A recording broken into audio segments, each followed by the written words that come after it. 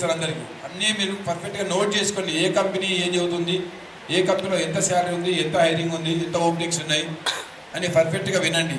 ఏ కంపెనీలో ఎంత శాలరీ ఇస్తారు, టేక్ హోమ్ ఎంత, బై హ్యాండ్ ఎంత, ఓకేనా? టోటల్ మొత్తం చూసుకోండి. పిఎఫ్ఎస్ ఎంత, దేని ఎంత కట్ అవుతాయి, ఈఎఫ్ఎస్ పిఎస్ఎఫ్ కట్ అయ్యాక ఇంకా నాకు టేక్ హోమ్ ఎంత వస్తుంది, గ్రాస్ సాలరీ ఎంత, అసలు జాబ్ రూల్ ఏంది, కంపెనీ యొక్క జాబ్ రూల్ ఏంది, ఎక్కడ ప్లేస్మెంట్స్, లోకలా నాన్ లోకలా అనేది ప్రతిదీ కూడా మీరు హెచ్ఆర్ని ప్రతిదీ కూడా క్లారిటీగా కనుక్కోండి. అర్థమైందా?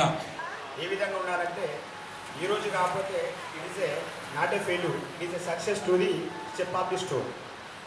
మనం గెలవడానికి మరో మెట్టుకు ఒక ఆదర్శం అనుకోవాలి ఈ విషయాన్ని. రాని వాళ్ళు కూడా కార్మికుల పిల్లలే కదా మీరంతా, ఇక్కడ వాళ్ళే కదా. మీరందరూ కూడా ఇట్నే చదువుకుంటూ మీ ఫాదర్స్, మీ పేరెంట్స్, మదర్స్ కానీ అవి చేసినా కాకుండా మీరు ఇట్లా ఉద్యోగాల్లో నైపుణ్యం పొంది మీ అమ్మా నాన్నలకు తోడుగా ఉండాలని నేను కోరుకుంటున్నాను. ఓకే.